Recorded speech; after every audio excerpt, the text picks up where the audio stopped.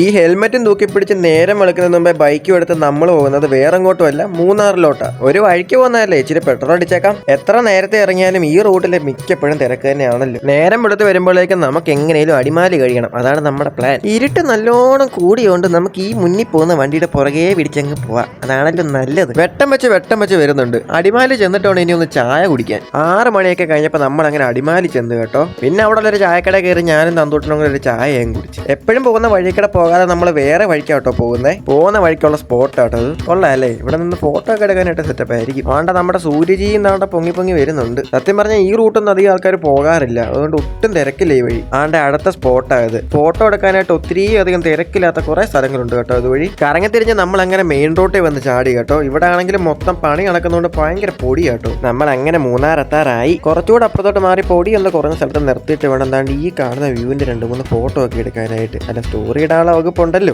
ഇത് കുറച്ചുപേര് ഇവിടെ വലിയ ക്യാമറ ഒക്കെ വെച്ച് ഭയങ്കര ഫോട്ടോ എടുപ്പാ.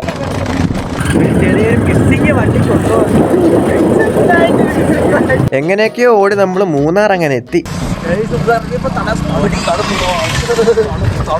ഇവിടുന്ന് നേരെ നമുക്കിനി ഗ്യാപ്പ് റോഡ് പോകണം, കുറച്ച് ഫോട്ടോ എടുക്കണം, അതൊക്കെയാണ് നമ്മുടെ പരിപാടി. കുറച്ചധികം മുന്നോട്ട് ചെന്നപ്പോഴത്തേക്കും നല്ല രീതിക്ക് കോടമഞ്ഞ് അങ്ങോട്ട് ഇറങ്ങാൻ തുടങ്ങി. കുറച്ചുകൂടെ മുന്നോട്ട് പോയപ്പോഴത്തേക്കും വഴി കാണാൻ പറ്റാത്ത രീതിയിൽ അങ്ങ് മഞ്ഞായി തുടങ്ങി. പക്ഷെ അത് പെട്ടെന്ന് അങ്ങ് മാറുകയും ചെയ്തു കേട്ടോ. പോയി കുറച്ചധികം മുന്നോട്ട് ചെന്നപ്പോൾ നല്ലൊരു വ്യൂ പോയിന്റ് കണ്ടപ്പോൾ അവിടെ നിന്ന് കുറച്ചധികം ഫോട്ടോസ് അങ്ങ് എടുത്ത്. വിശപ്പ് മൊത്തപ്പോൾ തൊട്ടടുത്തൊരു കടയിൽ കയറി 2 പ്ലേറ്റ് മാഗി വാങ്ങിച്ചങ്ങ് കഴിച്ച്. വന്നതല്ലേ, ഒരു പാക്കറ്റ് തേയില ഇരിക്കട്ടെ. അങ്ങനെ മൂന്നാറിലെ പരിപാടി എല്ലാം കഴിഞ്ഞ് ഇനി നമ്മൾ നേരെ തിരിച്ച് പോയേക്കുക. അപ്പൊ പിന്നെ ഇന്നത്തെ വീഡിയോ ഞാൻ ഇവിടെ കൊണ്ട് നിർത്തുവാണേ. ശരി എന്നാ, ഓക്കെ ബൈ.